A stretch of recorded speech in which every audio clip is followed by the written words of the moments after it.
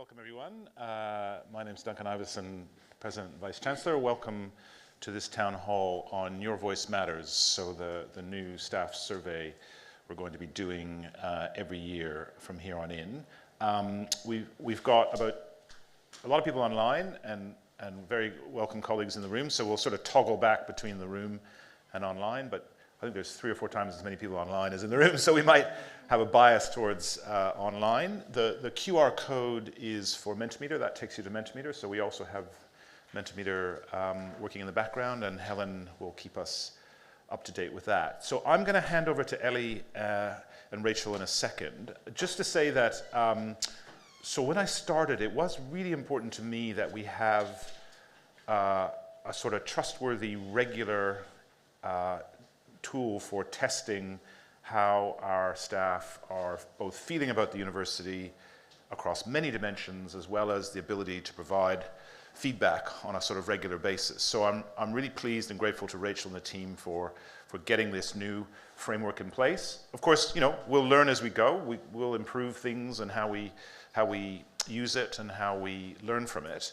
But I'm really pleased that we've got this now in place. And as I said, it's something we'll do every year. So it's not a one-off. It's not a sort of just doing it because, you know, it's my first year. It's going to be a regular part of how we work together as a community. Obviously, it's timely because it gives us a good baseline for the things we want to do in relation to this strategy, in relation to a whole bunch of other work we're doing in the university. So obviously, it's great timing for that. But I do want to make clear that it's something we're really committing to from here on in. And as I say, we'll learn, we'll get better. I mean, the other thing that's super important, and Rachel and Ellie will talk about this in much, much more detail, is how we respond, right? So it's really important that the community feels as though we're all listening to each other and we're all coming up with ways of responding. And some things, hopefully, we can address really quickly. Other things will take more time, and some things might be more controversial or more difficult, or, you know, things that we need to really grapple with over an extended period. So the way we respond is just as important to me as the fact that we're having this regular survey. So that was the second thing I wanted to really emphasize.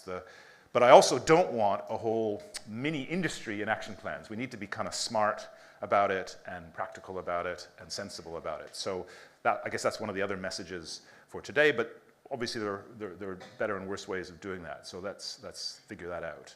And then the final thing to say is, obviously, you know, we're learning a lot about you know, how the organization works and our ambitions for the future. And this is a really important aspect of that, but there'll be other things we'll be doing as well, both in the staff development space, in our work with the Students' Union, our work with the trade unions, our work with a whole range of staff networks.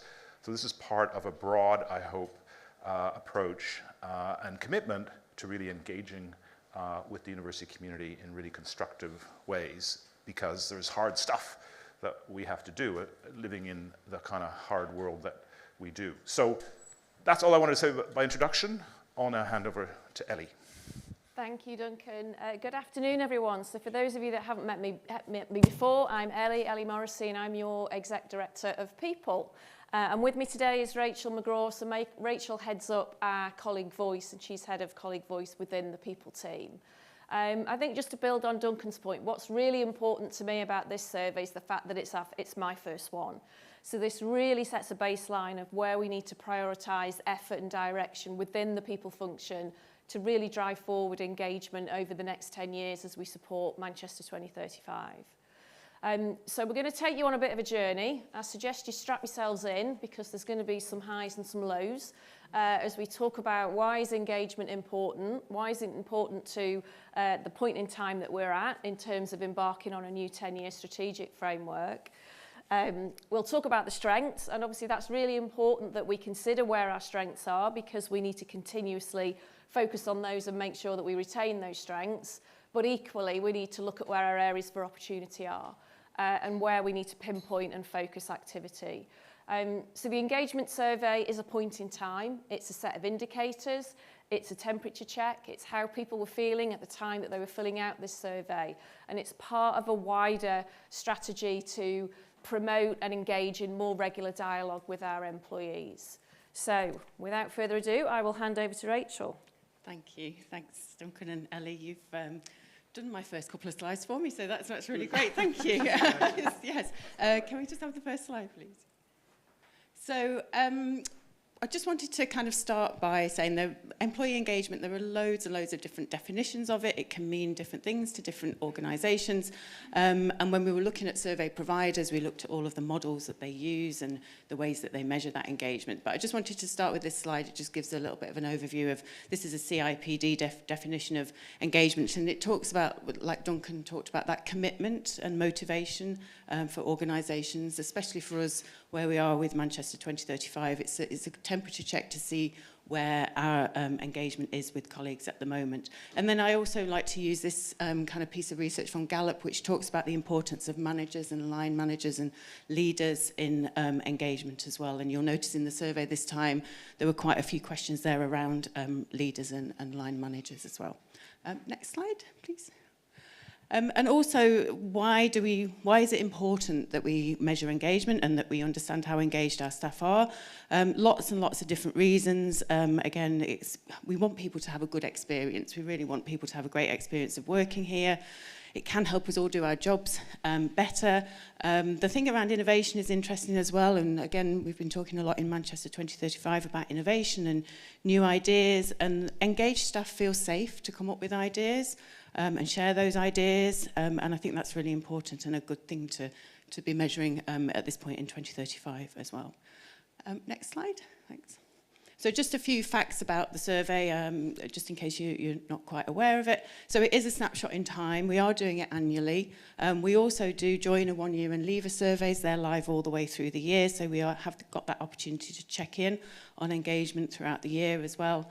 We did look at the survey design this time in a bit of a different way. We used the People Insight as our partner and their model of engagement. So the questions were all focused around the 5 drivers of engagement that model uses. And just over 12,500 colleagues were invited to take part. Next slide. So just starting with a few of the facts and figures, the response rate was 51%, so that was slightly up on the last staff survey in 2022, that was 49%. So as you can see, 6,376 colleagues took part. That's kind of just below the average for the Russell Group. So People Insight say that response rates for the Russell Group are around 58%. So we do have some work to do there to encourage colleagues to see the value in taking part in this survey. And I've just added that question in as well, which you recognise from the survey, about belief in action. And often that is linked to response rates. So people say, well, I'm not taking part in the survey because I don't believe anything will happen as a result. So this is the key kind of trust measure question within the survey. And you can see there almost a third of colleagues believe action, well, just over a third believe action will take place. But the grey area is neither nor, and the dark grey area is don't believe action will take place. So that's a key kind of measure, and Ellie and Duncan will talk more about action planning and our response to the survey. Next slide. And then just this one. So again, the People Insight model uses a measure of engagement, but that is used to benchmark against 15 Russell Group universities that they work with and 75 HEIs based in the UK. And they use this way to measure the engagement levels across all of those organisations by looking at the favourable responses to these 5 key engagement questions, which get asked in every survey that People Insight run. So we end up with a score, 79%. It is up slightly from the 2022 survey. But for me, that isn't really the most important kind of measure or score. It might sound a bit unusual for me to say that. I think it's there and it's interesting to see what that level is.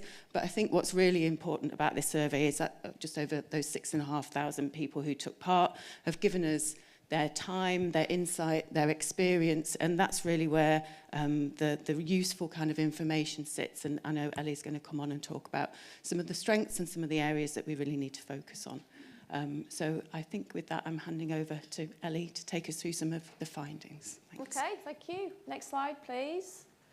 So I'm not continuously turning around to you. I'm going to use the stats in front of me as well. So what should be behind me is 5 statements. Now, these statements through the research are shown to be the most key drivers of engagement. So if organisations get high results in these 5 areas, then you are more than likely to have more highly engaged colleagues within the organisation. And as we've just heard from Rachel, the more highly engaged your colleagues are, the better experience they will be giving to customers, students, etc., consumers.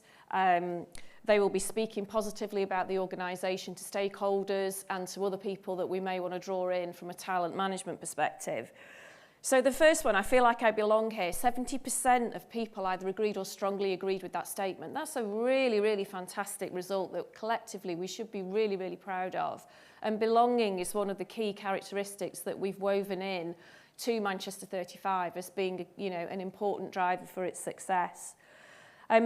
And that was up 5% based on the last survey, which was in 2022, for those of you that were here. I'm enthusiastic about my job. 66% agree, so not quite as high a statistic there. No comparison, because that was a new question. My career aspirations are being met here. Only 47% agreed with that statement. You'll see that theme threading through the results as we go through in terms of career development being a key priority for us.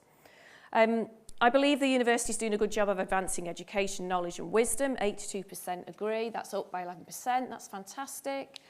You'll see threaded through a real strong sense of purpose and you know, alignment from individuals through to the purpose of the university and what we do, which is fantastic.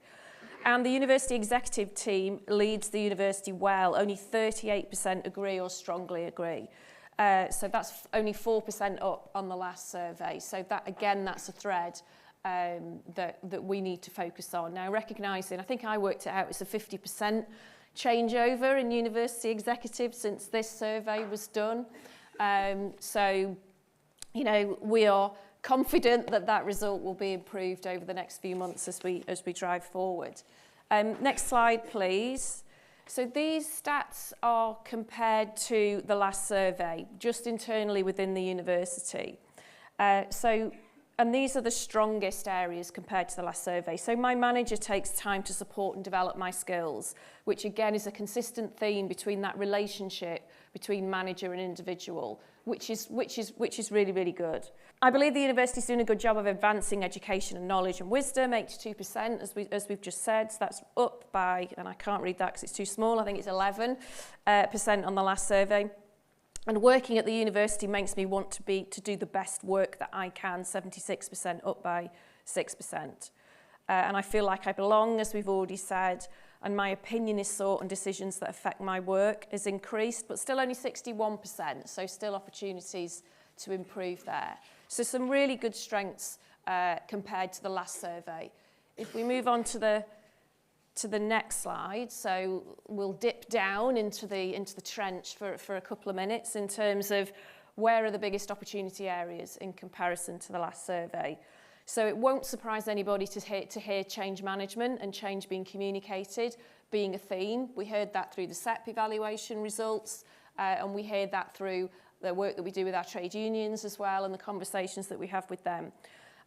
There's a lot of great work going on behind the scenes at the moment to develop our methodology and approach to change leadership within the organisation, recognising and taking on board this feedback.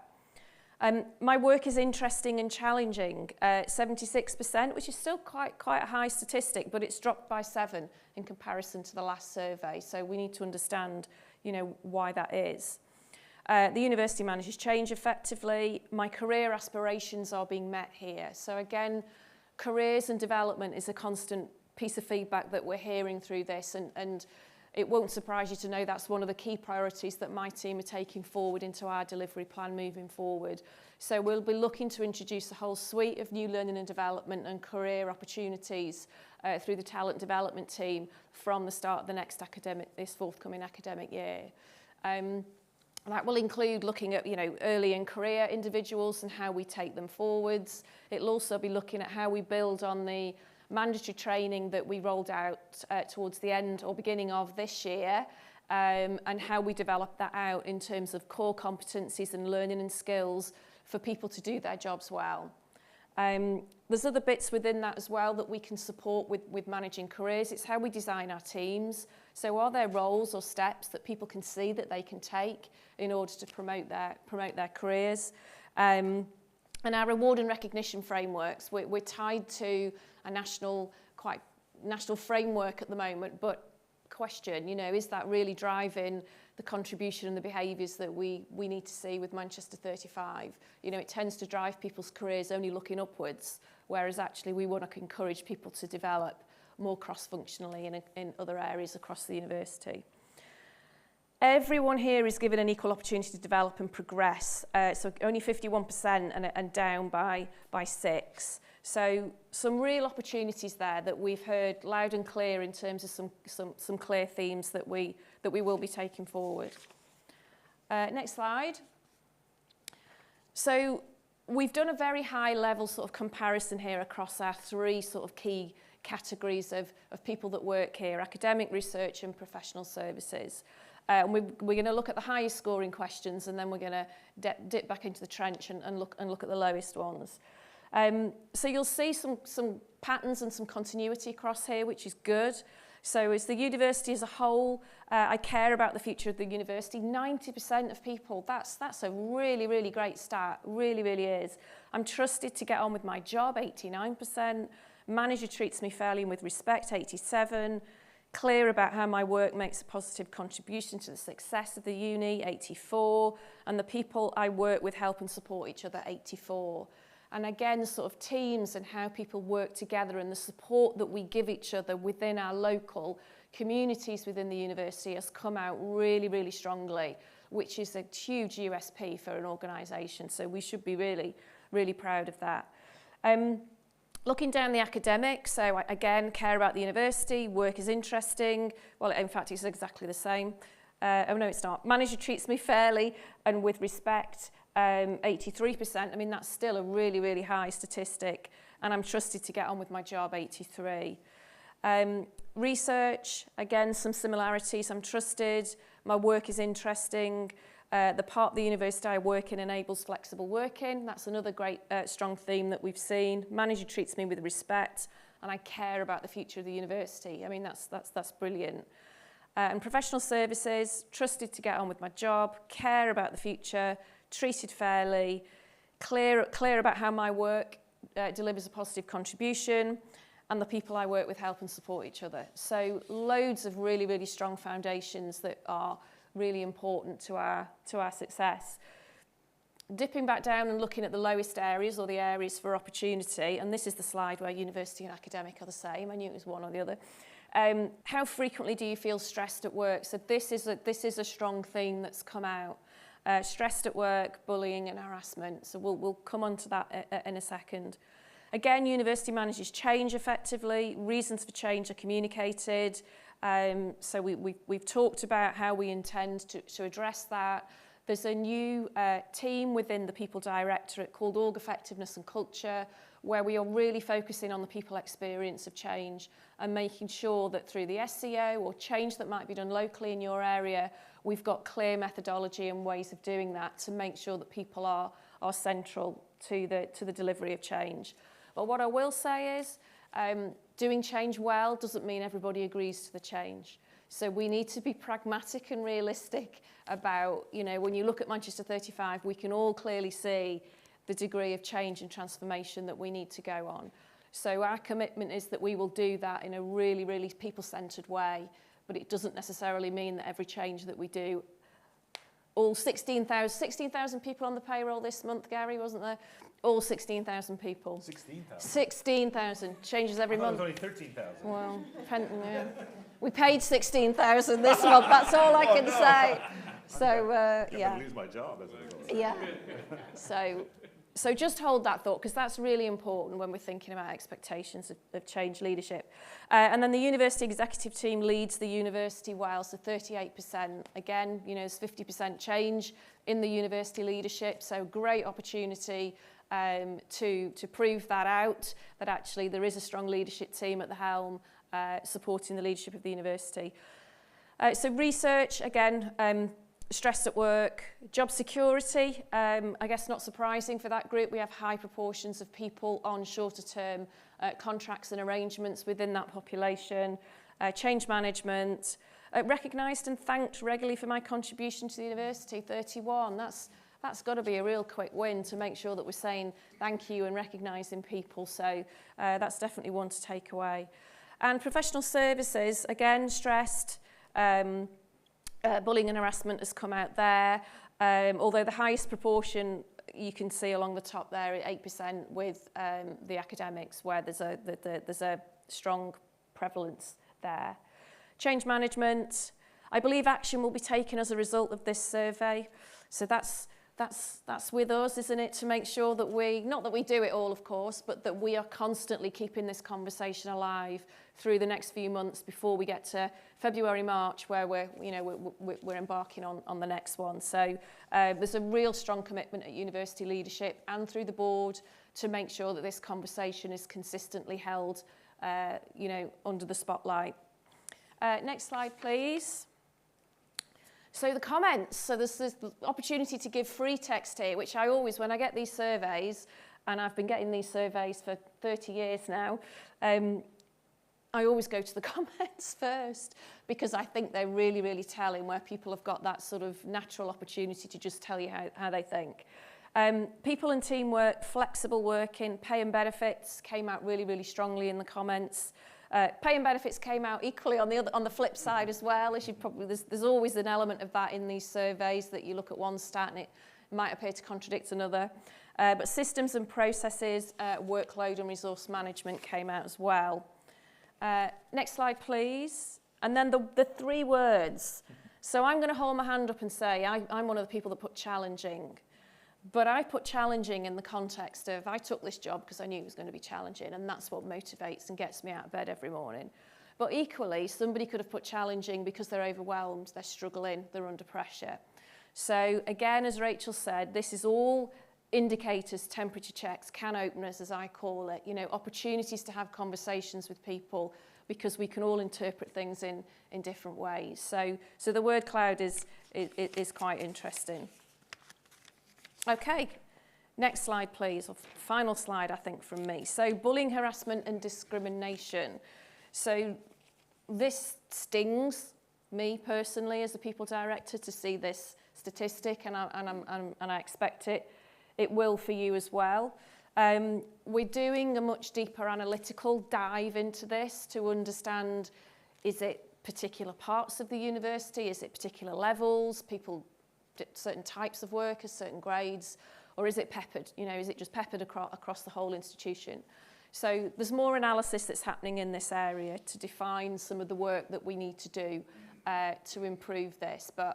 And I'm told this has been said before at these surveys, but we do have a zero tolerance for bullying and harassment. And I would encourage anybody who is experiencing poor behaviours or to come forward and to discuss that, so that we can address that, because that is certainly a statistic that we really need to see an improvement on over the next few months.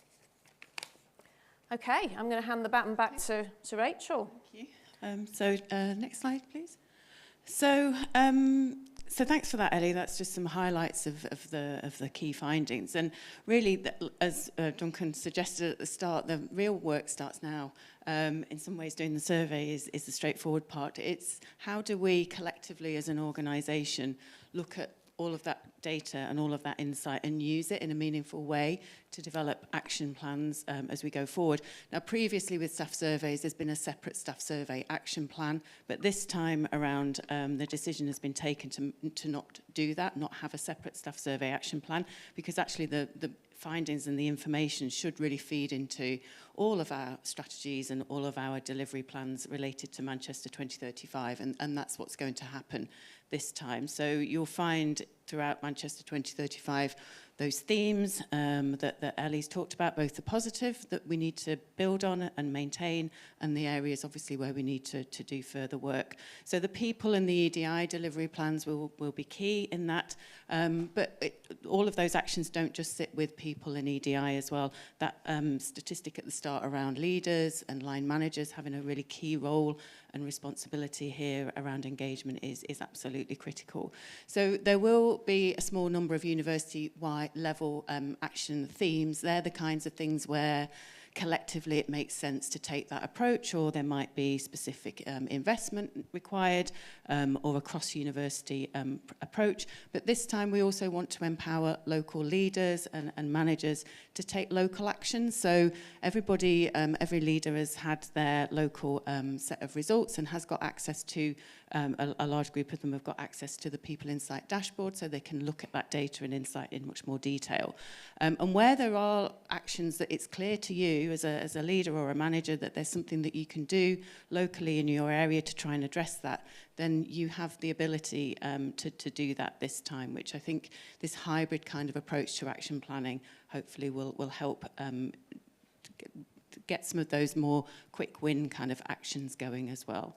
So it will be a mixture and an experimental approach, and we are learning as we go with this approach. And then we've been asked to report and monitor back into University Executive on a regular basis, and that's what we will be doing as well. And also sharing stories of actions where they've been taken. So we have the Your Voice Matters hub on StaffNet, where there's lots of stories there from across the university, talking about how colleague feedback and ideas has already been used or is being used to help improve the experience. So if you've got a story there that you would like to share with the rest of the university, then you can email that, the Uni News email address, and share that with us, and we will gladly share that on the hub. And I think that is the last slide. Is that the last slide? Yep. Yes, yeah, thank you. So I'll hand back to Duncan. Okay, so let's open it up to questions, and we'll start in the room, and then we'll go online, and Helen will help us. There's Mentimeter as well, so we can pay attention to that. But let me open it up in the room first, and then we'll move online. Any questions from anyone in the room? Yes.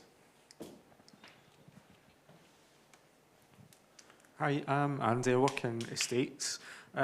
What struck me is, how do you get to the 6,000 or so that haven't responded? Because I'm guessing there's probably a lot of insight there, and even why they're not engaging with the survey. So it's just how do you plan to get into them? Mm-hmm. So, I mean, I'll just very briefly say, so I take that number, that 51%, I take the 6,000 who didn't participate as itself a really important signal, right? So I think it's a great question. I don't. Yeah. How do we increase that participation level? Great question, and we in order for the results to be really truly representative, we need to increase that. So I think, you know, one of the stats that came out was faith in action being taken. So I think part of it is proving out that A, we've listened, A, we've taken responsibility and ownership, and here's the things that we're doing. So I think that's one thing, but how do we get those voices now? So Rachel is developing a whole holistic model for how we gather employee voice. We've got the trade union work that we're collaborating with those really strongly with as well. And as Rachel said, we're encouraging managers to have conversations in their areas about the results. So that's not just with the 51 that completed it, that'll be with the whole team. So I think there's a number of strands that will come together to hopefully get the stats up for next time, and previous experience in other organisations that's usually is the case. So this is our baseline, but yeah, always seeking to make sure that we've got colleague voice captured across all of our functions. Other questions in the room? Yes, right at the back. Yeah, Georg Christ from History, Salk, but here also on behalf of UCU. Ellie, thank you for all these explanations. You said, okay, 50% of the university leadership has changed. And yeah, people might not like change, but that's just what it is, right? We have to still go ahead with it. Well, looking at the stats and putting it together what my esteemed colleague just before said, that we don't know about all these people who did not engage with the survey. But on the academic side, I did a little bit of not quantitative, very qualitative research, i.e. having chats with people. I wouldn't be too confident that they would change the numbers for better, rather for worse probably, right? Those that are disengaged to say it doesn't matter anymore anyway, or cynical, whatever, selfish, all you want. But yes, the numbers might be worse. So question very simple. What gives you the confidence to move forward with Manchester 2035? All this would suggest to me, of course we have to think ahead, of course we have to plan, of course we have to have visions, but now we need a break. We need very, very urgently a break.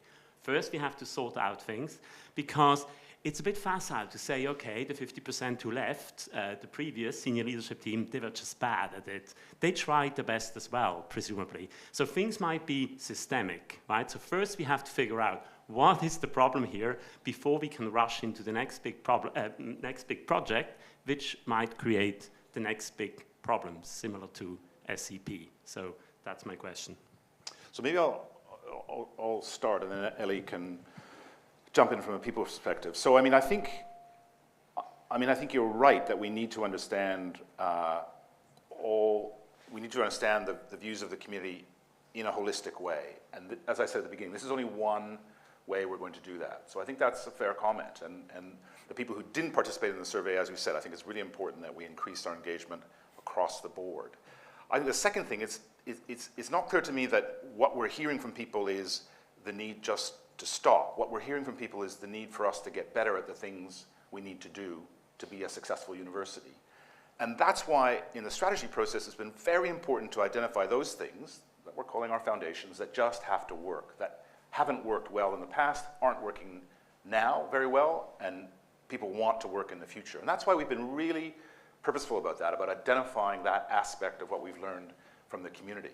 But it's also true that the world doesn't stop just because we want it to stop. So we have to be thinking about the future as well, right? Because we're in an environment where, there are big changes happening in higher education, big changes happening globally, and we want to succeed in the future. So we have to balance those two things. But the survey, along with the other things we're doing, does give us a baseline, does give us a way of testing and understanding how our colleagues are feeling and the challenges that they're facing and the things that they want to improve. So I think we do have to do both. We can't just press stop. I wish I could just stop the world so we could, in a sense, restart. But that isn't the way it works. But having said that, I've certainly got the message. I think we've all got the message that people want those foundational things to work, that they want this to be a better place to work. That, that SoundCloud for me, that was very powerful, is, frustrating, right? Like, we make it hard for people to come to work some days, maybe many days. And that's something we really have to address. So that's the slightly different view than you, but that's the way I guess I'd frame it slightly differently. Only a couple of builds. Hi, Georg. I guess, we really want to work together with UCU and the rest of the unions in terms of building confidence in the survey. So I would put back to you the responsibility and collective work that we can do together to make sure that we can increase that, because I said I loved a challenge, and challenge accepted.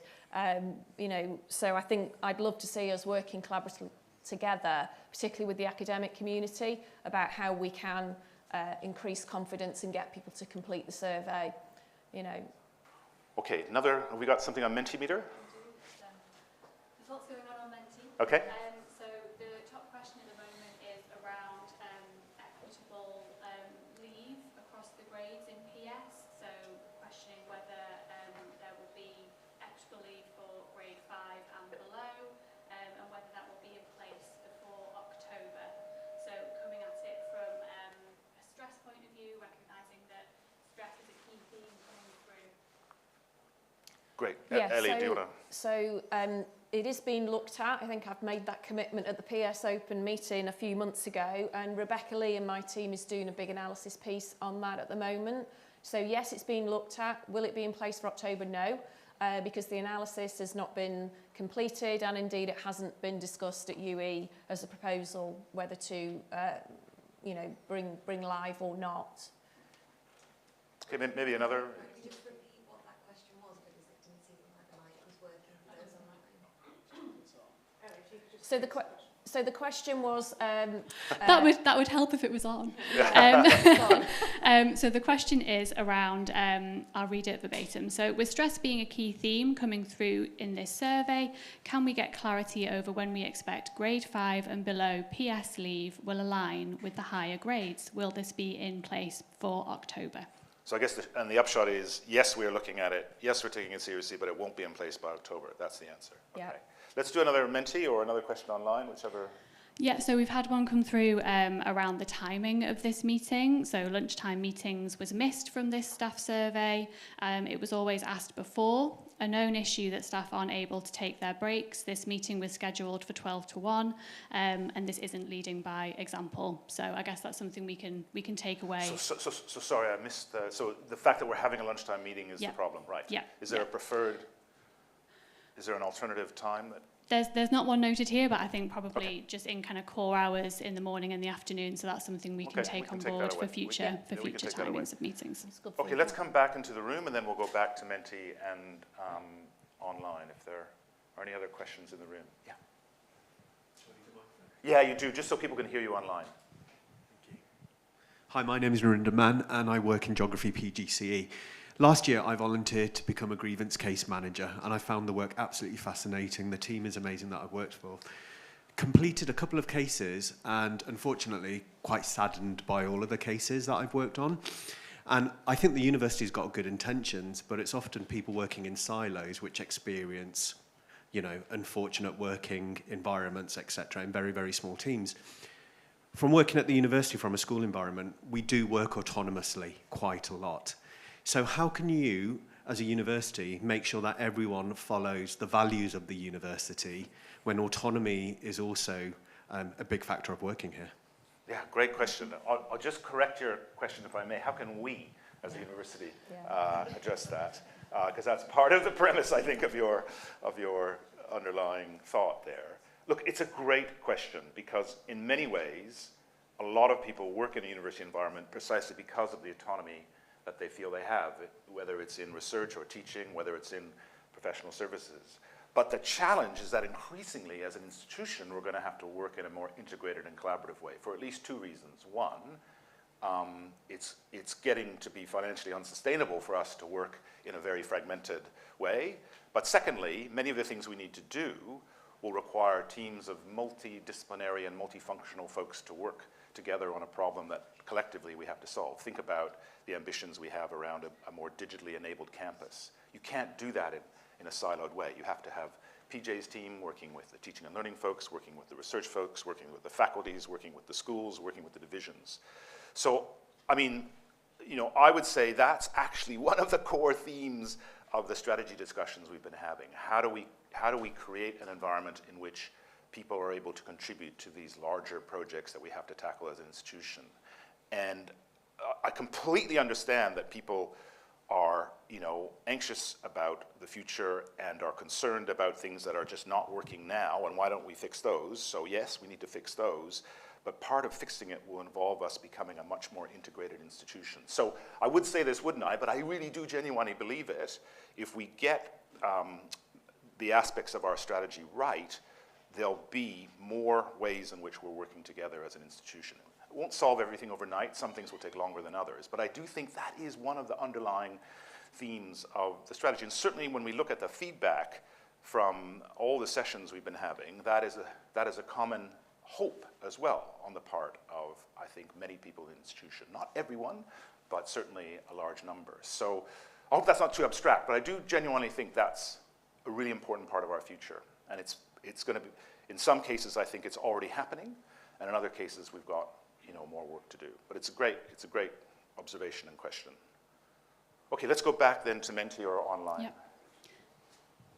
Is it on this time? Yes. So again, going back to stress. Stress is a major issue at the university and has been for some time. A main issue is workload. So how is the university going to address this? Okay. Do you want to start, Yeah. Rachel, Ellie? Yeah, so in terms of workload, I guess there's a number of strands that are all focusing on this. So on the academic side, there is a group that's been looking at the workload allocation models across the academic community. We have lots of different models at the moment. I couldn't comment how good or bad they are, but the purpose of that group is really to make sure that we have one university model for allocation for that part of our community. I think as well, I would say there is, you know, what I've heard in the 10 months I've been here now has been, you know, the noise around getting things done here. So Future Foundations, you will have started to hear some communication about this project, is really looking at digitising and improving the processes and ways that we work sort of under the bonnet.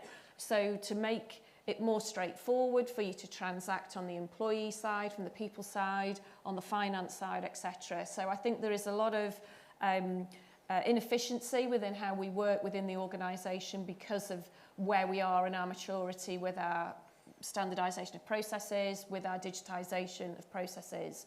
So I think there's a number of projects in train that will come together and start to address that. I mean, the other thing, sorry, Rachel. No, I was just going to say, so the questions in the survey around interesting work, it's interesting to look at those in relation to the questions about have you got the equipment, processes, systems in place that you need to do your job well. And when you start to look at those sets of questions together, you can sort of see that relationship that, as Ellie said, it's just sometimes really hard to get things done. And that does have an impact on how you feel about the enthusiastic job question and the interesting work as well. So that's something I've noticed, particularly in this survey, as opposed to previous ones, is emerging as a theme and something to take a further look at, I think, yeah.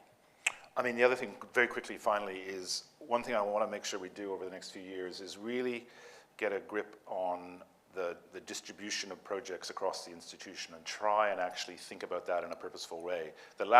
One real danger, and it goes back to the first question or one of the earlier questions about people wanting just a break from all this stuff. I totally get that. But, you know, one thing I've seen happen in other institutions is the university kind of winds up a whole bunch of projects and then sort of sends it forth into the institution, and after 18 months, everyone just goes, stop, this is too much, you know, we can't actually get through our day job, and I'm being pulled into yet another thing. So I really want us to take a purposeful approach to how we do projects as a whole, and as Ellie said, out of the SCP report, out of this survey, out of many, many conversations and discussions in many places, from UE all the way through the organization, it's clear that people really want a more sensible approach to that. So that is something we are thinking about quite systematically now, and it will be, you know, in a sense, identifying the one or two things we're going to focus on over a given period and giving, you know, the appropriate support for that. Because I don't want the whole thing to come grinding to a halt. There's enough stuff that we don't know, you know, the known unknowns and the unknown unknowns that we're going to have to deal with on top of the things we really want to do. So we have to have the capacity to do that. Okay, maybe one more question from Menti or online, and then we'll come back to the room. Yeah, so I'm going to just scoot down a few questions on Menti, because I think we've gone through some of those already, and just home in on the humanities-focused question. So there are huge change projects ongoing, for example, humanities teaching sustainability. Many are experiencing the same issues as with SEP. Will processes, yeah, sorry, there's a typo that was confusing me. Will processes like this be implemented differently going forward? Yeah, we had a good discussion, I thought, at Senate about the TSP and the broader issue of how do we make sure we're, you know, delivering these projects in the thoughtful way that I think we all want to see done. And there are some good takeaways from that, you know, we're thinking about. So yes, the bottom line is yes.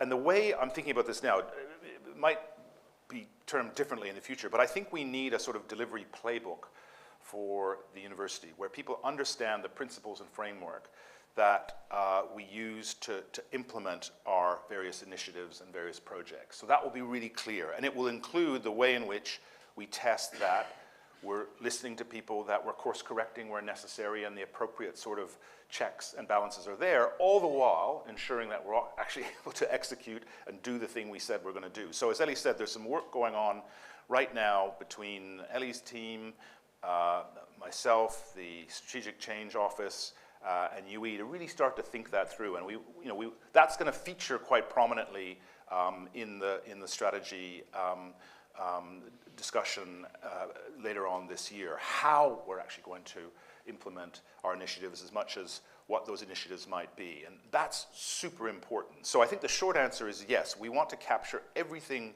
we can and what we've learned about how things have gone not so well, but also how things have gone well. So there's some really good examples recently of things being delivered well that we can learn from too, right? So So yes, the short answer is yes, that's the ambition. We're still going to get things wrong because it's inevitable.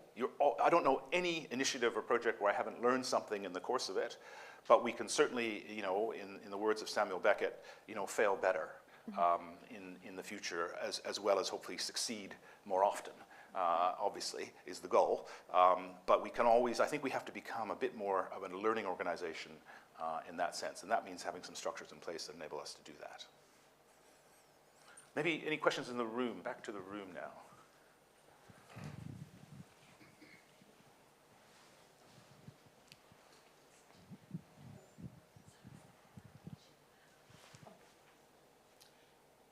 I was only going to comment on the teaching sustainability project, so I'd prefer you to ask your question first. Yeah, I think we've probably answered it. Yeah. Yes, thank you. Jo Wavish from Estates.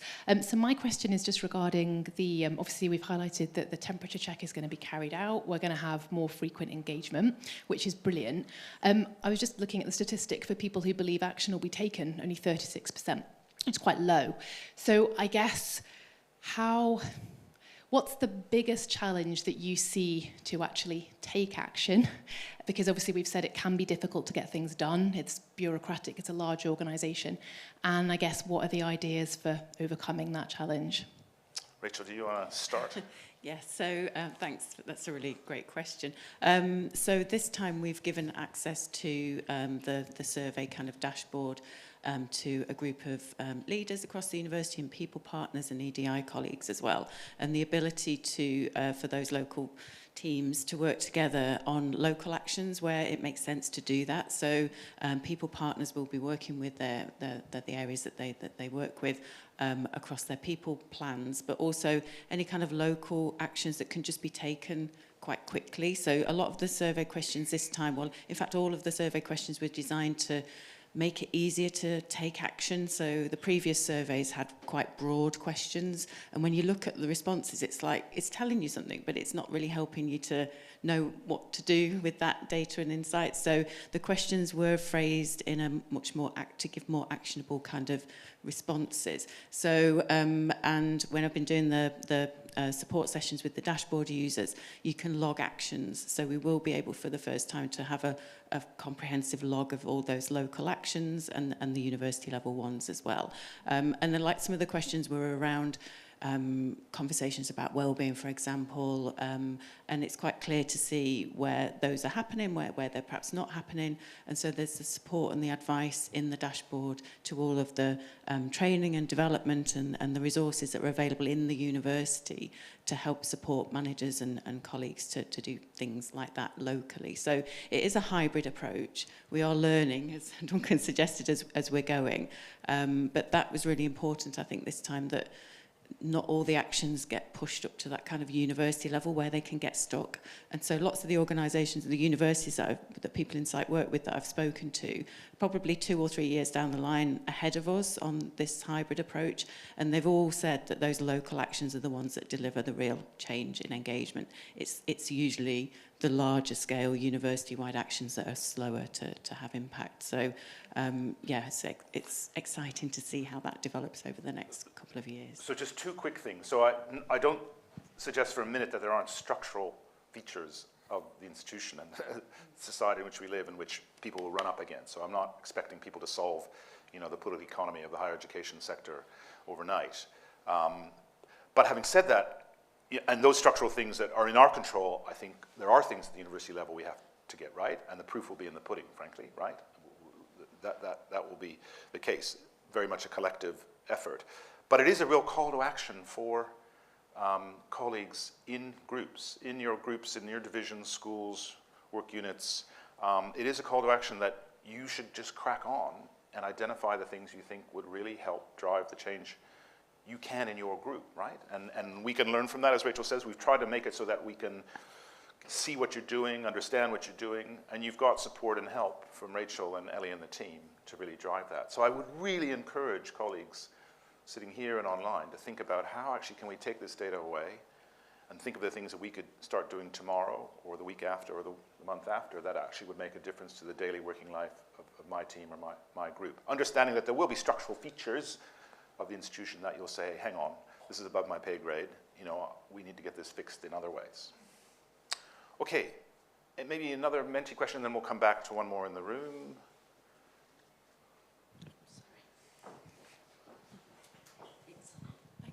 Thank you. So given we've got Peter with us today, I'll go in with the FSE question that's come through. FSE staff survey results are lower than the university results. Will you be investigating why these are lower and what may be impacting this? Peter needs a microphone that's turned on. Could be the shortest answer in history. Obviously, yes. So the faculty leadership team took the first look at these results last week. And as Duncan says, actually, what I want to do is see that segregation between faculty level, school level, and local level, but most definitely, yes. Okay. Good. I think there was a question right in the center. Sorry. Yeah, hello, my name is Elina. I work at FBMH. I just wanted to highlight again the problem of the 11% of bullying. That is not just a percentage, it's 630 people that came to you to tell you they've been bullied at the university, and there is a zero tolerance policy. However, yeah, it needs to be negotiated or understood well where those 600 plus people coming from. And another, I wanted to just highlight to you an article from Nature, the Science Have a Bullying Problem, that also highlights the fact that it also has a financial aspect of it. So funders like Wellcome Trust will withhold funding if they find out that there is an institution that is highly bullying their employees, if that's not an encouragement enough. And I just wanted, my question would be, after you do your investigation, will us as staff have information and transparency of how many ongoing investigations out there of different people, if they have any kind of length that you would like to share with us? How long would an investigation last? What kind of measures are in the zero tolerance towards the people being bullied? And what kind of limitations do you put on people that are bullying others? Will that be transparent? I feel like there is not enough information on that. Okay, Thank you. So let me tackle the first one, and then in terms of the process and how we report it, I think I'll ask Ellie to see if she can provide. So the first point you made about that's a statistic, but behind each of those statistics, there's a human being that's going through, a very bad experience, and we need to acknowledge that. And as I said, in principle, as I said to David, it's unacceptable. We can't really think that's just the cost of doing business or whatever. It isn't. So we have to take it seriously, and we have to make sure we have the processes and approaches in place, but also the culture in which people feel confident enough to report, because of course 600 people have reported it. There's probably a similar number who haven't reported it, and we need to be honest about that.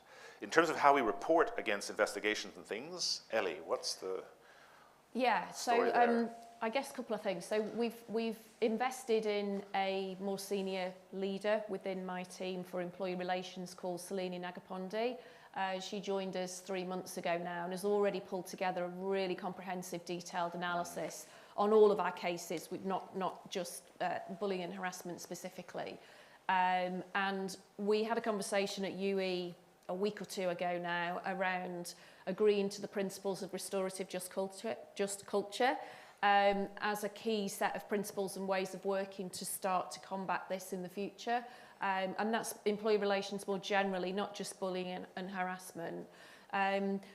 We don't have sort of good case management technology, shock horror, behind this at the moment.